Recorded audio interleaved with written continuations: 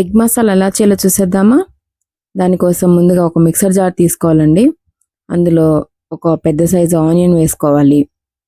అందులోనే కొద్దిగా పుదీనా, కొద్దిగా కొత్తిమీర వేసుకోవాలండి.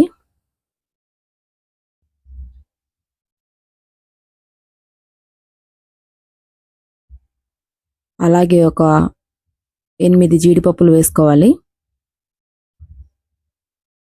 ఇందులోనే ఒక 2 స్పూన్ల పెరుగును కూడా వేసుకోవాలండి.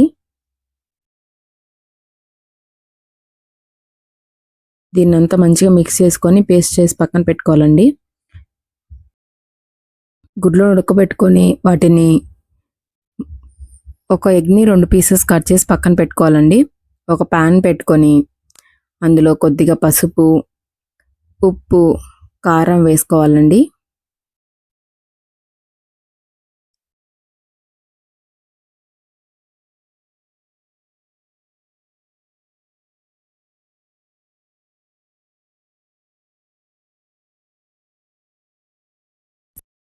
మనం ఆల్రెడీ కట్ చేసి పెట్టుకున్న ఎగ్ పీసెస్ని ఇందులో వేసుకొని 2 సైడ్స్ మంచిగా రోస్ట్ చేసుకోవాలండి.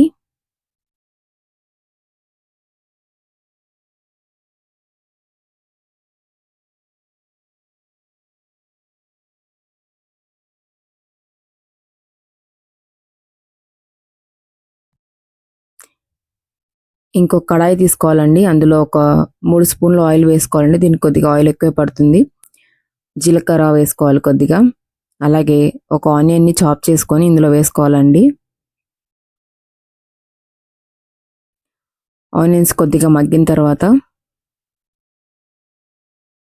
ఇందులో కొద్దిగా అల్లం వెల్లుల్లి పేస్ట్ కూడా వేసుకోవాలండి.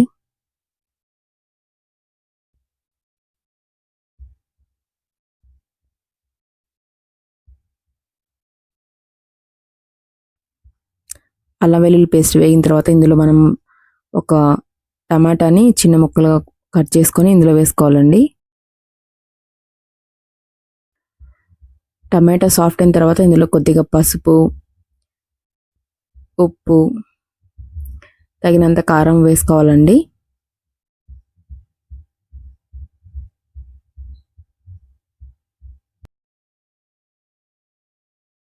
ఇందులోనే ఒక స్పూన్ ధనియాల పౌడర్ వేసుకోవాలండి.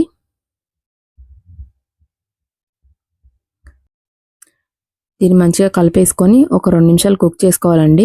తర్వాత మనం ఆల్రెడీ మిక్స్ చేసి పెట్టుకున్న ఆనియన్ పేస్ట్ని ఇందులో వేసుకోవాలండి.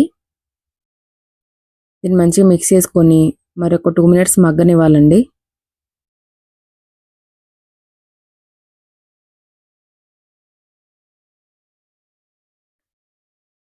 తర్వాత కొద్దిగా ఒక గ్లాస్ వాటర్ వేసుకోవాలండి. చిన్న గ్లాస్ వాటర్ వేసుకొని మంచిగా కలిపేసుకొని మంచిగా పొంగొచ్చేంత వరకు ఉడికించుకోవాలండి.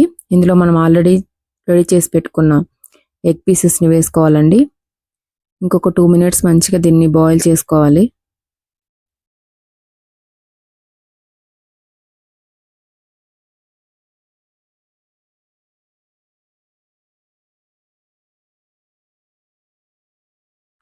ఇందులో కొద్దిగా కసూరి మేతిని కూడా వేసుకోవాలండి. అలాగే కొద్దిగా కొత్తిమీరను కూడా వేసుకోవాలండి. స్టవ్ ఆపేసుకొని మసాలా అన్నంతో అయినా చపాతీతో తిన్నా చాలా టేస్టీగా ఉంటుందండి. Thanks for watching.